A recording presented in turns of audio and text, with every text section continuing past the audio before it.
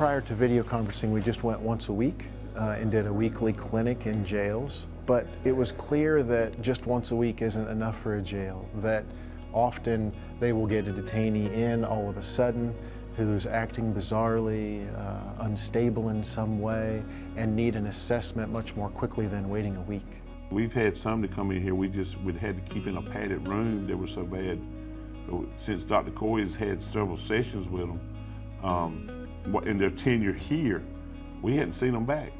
The inmates are now getting the treatment that they once weren't getting, and they're stable. We're able to manage them better, and the environment of the detention facility and wherever they may be is better.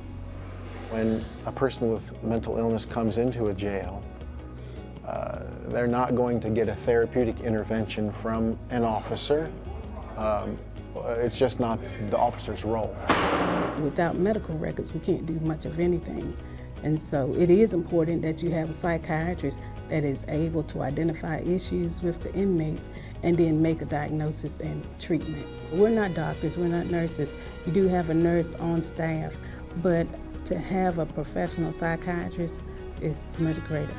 We are a group of psychologists primarily, and our role is to address the needs of the client, the detainee that we see in the jail, and then ideally through this stepping up process, try and navigate a way for them to get out of the jail when they're in on a nuisance charge. That's the real effort, is to be able to navigate them out of a legal setting that's not really appropriate for them and a healthcare setting that is.